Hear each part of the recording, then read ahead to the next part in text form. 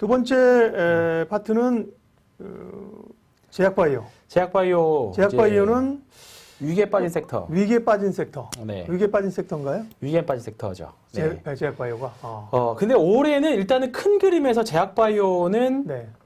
대시세를 낼 수 있는 종목, 그 대시세라고 하는 게 뭐 당연히 개별 종목으로도 나오긴 하겠지만 작년에 우리가 굵직한 것들이 있죠. 시젠 뭐 이런 시즌부터 시작해서 그 다음에 큰 제약사들 유한양행, 뭐 HLB, 셀트리온, 종군당 뭐 이런 애들. 네네. 다 올랐죠. 그런 애들 전체 전반적인 예를 들어 제약바이오 sek터 지수 이제 뭐 바이오 헬스케어 지수로 본다라고 하면 올해는 작년보다는 기대치를 좀 많이 낮춰야 되지 않겠느냐 이렇게 보고 있습니다. 왜냐하면 일단 작년 유동성은 뭐 작년에 올해나 비슷해요.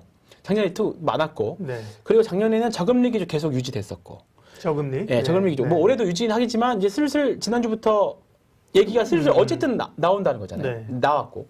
그 다음에 상품도 별로 약세였고 작년까지는. 시장이 돈이 아주 성장성 높은 섹터로만 갈 수밖에 없는 환경이었습니다. 근데 올해부터는 이제 뭔가 경기 개선에 대한 본격적인 기대감들도 있고 네. 실제로 개선이 되는 부분들도 있고 최근에 뭐 구리, 아연, 은, 그다음에 뭐 여러 가지 상품 가격들, 뭐 여러 가지 가격, 뭐 이제 농수산물 가격까지 보시면 뭐 오리부터 시작해서 다 올랐어요. 인플레가 나오는 거거든요. 그렇죠. 그렇게 되면 제약바이오에 대한 그 매력이 상당히 떨어진다는 거죠. 그렇게 되면 일정 부분은 제약바이오에 가 있던 자금들이 작년에는 거기다가 코로나라는 기름이 있었잖아요. 그렇죠. 근데 올해는 사실 뭐 더 변종 코로나라던가 뭐 우리가 예상하지 못한 변수가 있지 않는 이상은 일단은 제약바이오들은 단기 대응 정도 또는 작년에 시세 안 났던 종목들 위주로 보시는 게 좋을 것 같고요. 그 종목들을 어디서 찾냐면 네. 최근에 기사 제가 캡처를 해온 건데요. 요거 한번 보시면 좋을 것 같아요. 네. 제약바이오 네. 얘기를 하고 있습니다. 네. 컴퓨터가 그 중에서 컴퓨터 정신 못 차리나요? 좀 더 있네요. 네, 요거 네. 보시면 안 뜨네요. 요건 안 뜨나요? 네, 한번 띄워주십시오. 떴습니다. 네. 아, 그게요? 네. 네, 이거 보시면 보호예수? 예. 네, 보호에서 풀리는 종목들 이거든요. 주로 신규 상장주들. 네, 신규 상장주들에서 뒤를 찾아보는 게 그렇죠. 낫다 싶은 거죠. 예.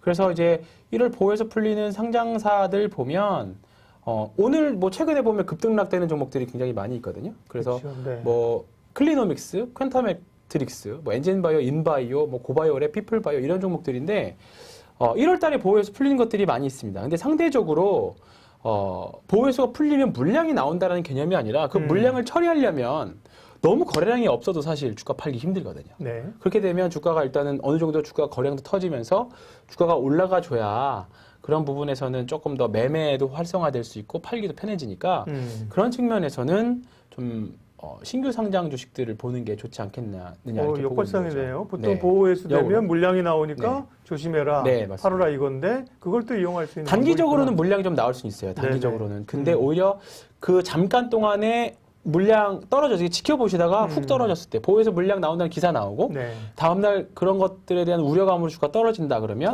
그거 털고 갈 수 잡아서 있다. 그거 잡아서 매매해 보시는 게 차라리 낫습니다.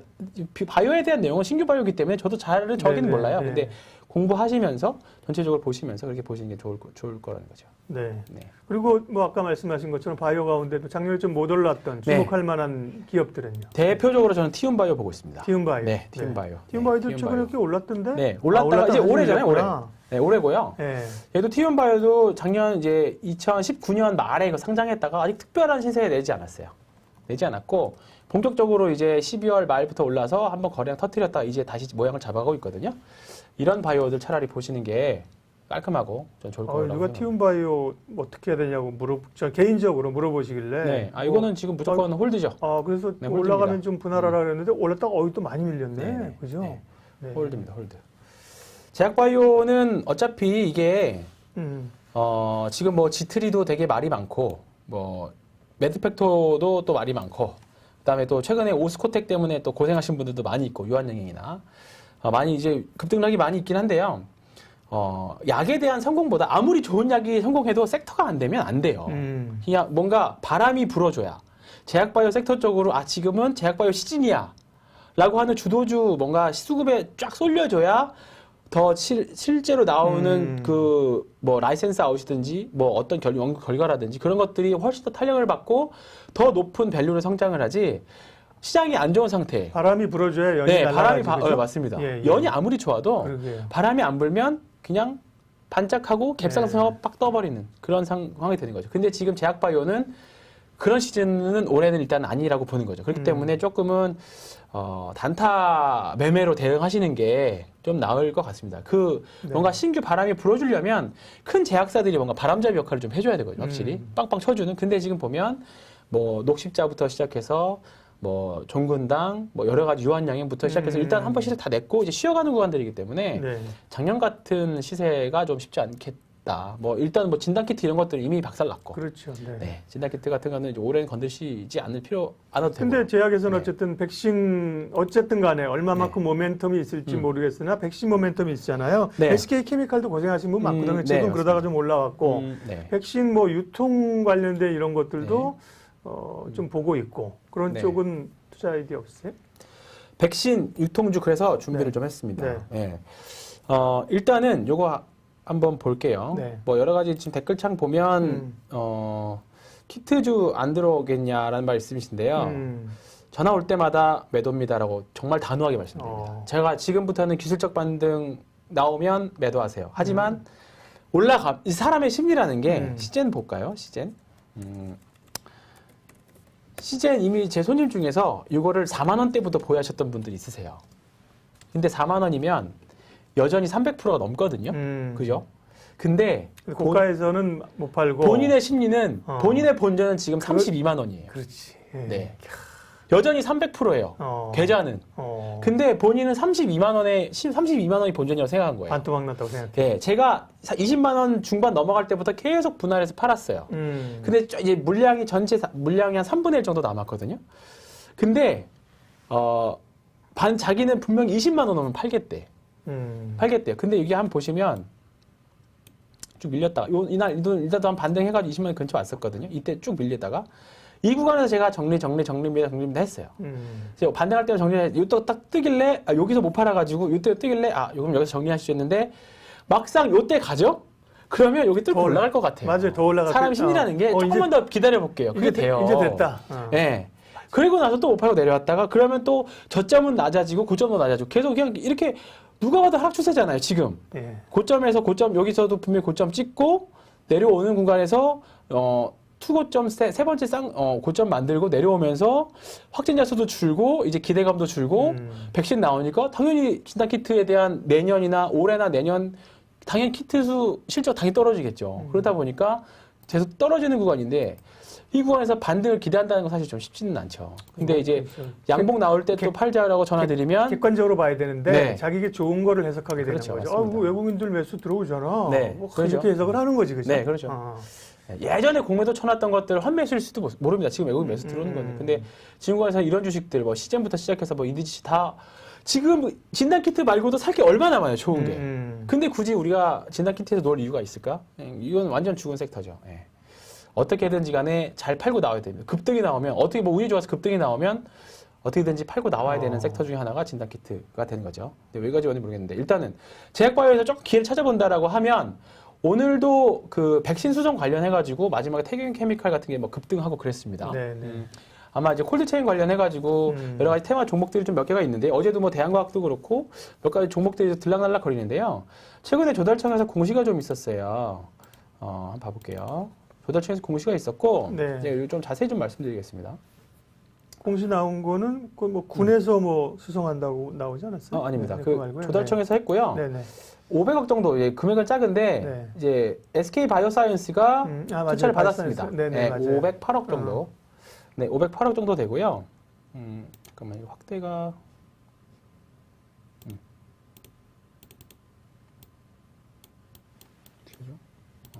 네요.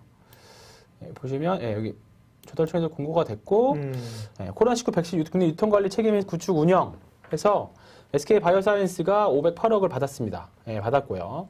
그 다음에 근데 시장에서 기대한 거는 여러 가지 다른 업체들이 있었거든요. 그렇죠. 그래서 SK는 괜찮아, 오케이 그랬어요. 근데 저는 개인적으로 이제 동아소시홀딩스를 보고 있었는데 아무튼 그랬거든요. 근데 자, 기사를 꺼졌어요? 네. 네, HTS 꺼졌어요? 아닙니다. 네. 예. 동아소시홀딩스 많이 보고 있는데 네네네. 뭐 한번 볼게요. 왜 SK일까? 재미가 없던데? 네. 주가가? 요즘 오늘은 좀 재미없었습니다. 네. 여기 보면 요 기사를 좀 보셔야 됩니다. SK에서 투자한 한국초저온. 그러니까 네. 한국초저온이라는 회사가 있어요. 그렇죠. 네. 네. 비상장. 네, 비상장입니다. SK바이오사이언스는 그냥 유통 보관만 하고요. 한국초저온에서 아마 유통을 할 겁니다. 비상장인데 이 공장을 보니까 엄청 큽니다. 네. 근데 보면 SK는 올해 초 한국초저온의 지분 100%를 보유하고 있는 벨스타 슈퍼프리즈사에 250원 투자해서 지분 20%를 하면서 1대주주 됐습니다. 네, 맞아요. 기사가 네. 있었죠. 네. 그럼 SK는 누구한테 당연히 물량을 주겠습니까? 당연히 초저온으로 주겠죠. 한국초저온 당연히 주겠죠. 그렇겠죠. 자기가 투자했으니까. 네. 네, 당연히 주겠죠. 그래서 한국초저온 이거는 완전 의외인데 뭐 지금 시장에 봤던 거는 삼성 SDS니 뭐 녹십자 랩셀이라든지 동아소시홀딩스라든지 그렇죠. 뭐 그 외 네. 작은 거 뭐 태경케미칼부터 대한과학 뭐 여러 가지 작은 주식들 뭐 있었죠. 근데 뭐 갑자기 한국초저온이야 생뚱맞게 그랬었던 거죠. 그래서 어제 이게 발표가 난 이후로부터 그 백신 운송 회사들이 어리둥절하는 주가가 나왔어요. 주가가 좀 떨어지고. 근데 좀 더 깊이 들어가 보면 파봅니다. 그래서 한국초저온이 뭔가라고 해서 검색을 좀 해봤더니 네, 뭐가 이렇게 있어요? 이게 있습니다. 요 기사 중에 한국초저온 콜드게임 경쟁 후끈이라는 기사가 있고요. 요 중간에 보면 동아소시오그룹의 물류자 회사인 용마로직스는 최근 해가지고 여기 보시면 지난 7일 용마로직스는 한국 삼성 SDS와 한국초저온과의 모의 실험을 통해서 백신 유통 준비에 나섰다라는 게 있습니다. 이게 조금 오후에 알려지면서 동아소시홀딩스가 좀 올라가죠. 당연히 초저온 혼자 못할 거고요. 초저온이 누구랑 실험했어요? 용마로직스랑 같이 했죠.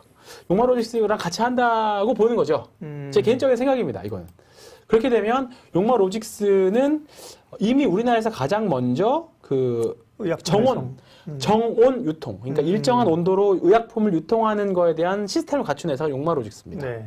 근데 용마로직스 길거리 가다가 뭐 트럭 보셨는지 모르겠지만, 봤어요. 네. 예, 용마로직스의 모회사는 동아소시오홀딩스입니다. 그러니까 동아소시오가 동아제약, 동아ST의 모회사기도 하잖아요. 바카스. 네, 바카스. 동아제약 네. 맞습니다. 네, 맞습니다. 그래서 저는 이건가요? 보시면 네, 이거 보시면 용마로 써 있고 정원 운송 전문 기업. 있죠. 용마로직스. 여기 모회사가 동아소시홀딩스가 되는 거고요. 동아소시홀딩스 그 사진도 찾아오신 거예요? 네. 준비 많이 하셨네요. 아, 그럼요. 네. 네. 동아소시오를 보면 예. 예, 딱 보이는 거죠, 이렇게. 아, 주가 별로 아직 많이 안 올랐고 테마도 붙어 있고 거래량 터졌네. 오늘 어제 조금 막판에 양봉으로 좀 땡겨 쫙 올리더니 12만 뭐 9천 원까지 갔다가 근데 오늘은 조금 많이 빠지긴 했거든요. 근데 일단은 지금 구간에서는 여전히 바닥에서 다시 한번 상승 이후에 수렴 구간이다. 매집 이후에 수렴 구간이다. 이제 발사만 남은 거죠. 그런 관점에서 동아소시홀딩스는 조금 관심 가지고 편하게. 그러니까 뭐 오늘 대한과학, 뭐 태경케미칼, 뭐 이런 관련 테마 섹터 작은 종목들 당연히 뭐 수익률로만 보면 그쪽이 좀 빠를 수는 있다라고 보는데 좀 편하게 한 15만 원 정도 이상까지 보실 수 있는 기업은 동아소시홀딩스 아닐까. 뭐 사실 여기서 그게 아니더라도 탈락하더라도 얘네들이 뭐 임상에 실패한다거나. 아니면 그렇죠. 뭔가 투자한 걸 날린다거나 뭐 그런 건 아니거든요. 포트폴리오가 사실 좋아요. 네, 더 많이 있는 거니까. 네. 한미약품도 용마로직스로 하기 때문에. 그렇기 때문에 뭐 이 기업은 지금 정도 자리면 뭐 되면 좋은 거고 아니어도 많은 뭐 실망매면 좀 나올 수 있긴 하겠습니다만 지금 자리면 뭐 12만 원대 초중반 정도는 낼 수 있는 자리다. 앞에 이런 거래량도 있고 그다음에 테마도 여전히 살아 있고 해볼 만한 자리다. 이렇게 해서 관심 가지고 보시면 좋은 거죠. 네, 여러분들 좋아하시는 신한금융투자 황유연 팀장님과 함께 시장주의자 황유연 팀장님과 함께 네. 매드팩토를 한번 보라는데요. 매드팩토 갑자기 네. 저 잘 모르는데. 네, 아마 채팅방에 쭉쭉 저희는 못 보는데 우리 관리자님 보시니까. 네네. 매드팩토도 굉장히 조금 특이한 흐름 중에 하나죠. 네. 네. 제넥신과 더불어서 13운봉. 네. 이게 사실 정상적인 13연속 운봉이잖아요. 정상적인 네. 주가 흐름 패턴은 아닙니다. 영화 제목인 줄 알아서 13운봉. 네. 하나, 둘, 셋, 넷, 다여, 일곱, 그렇죠. 여덟, 아홉, 열, 않네요. 하나, 열둘, 열세, 14개네요. 14운봉 빠지고 했는데 사실 요 정도까지만 해도 이제는 반등 나오겠죠 생각하셨던 분들 많을 거예요. 지지선 내기도 하고 운봉도 엄청 많이 나왔고 거래량도 많이 줄었고. 근데 이제 그리고 거기를 깨더니 이제 막 물량이 막 쏟아지는 일단 개인적으로는 전 빠져나와야 된다고 생각합니다. 아까 처음에 제약바이오 얘기 말씀드렸을 때 말씀드렸던 것처럼 작년에 대시세를 냈던 종목이잖아요. 예, 어마어마한 그렇죠. 네. 엄청난 주도주였어요. 제약바이오. 근데 이제 거래량 터트리면서 내려온 구간. 뭐 이게 엄청 많지 않느냐라고 할 수 있는데 마지막 소위 말하는 설거지 물량일 가능성이 굉장히 높다. 예, 저는 일단 그렇게 생각합니다. 네. 일단 지금권에서는 최소한 거의 한 7, 8개월 올랐기 때문에 7, 8개월 정도는 충분히 조정. 올랐던 기간만큼의 기간 조정은 필요하다. 일단 크게는 그렇게 보고 있습니다. 예, 신한금융투자 황유연 팀장님과 함께 주식 라이브 쇼를 진행하고 있습니다. 잠시 오겠습니다.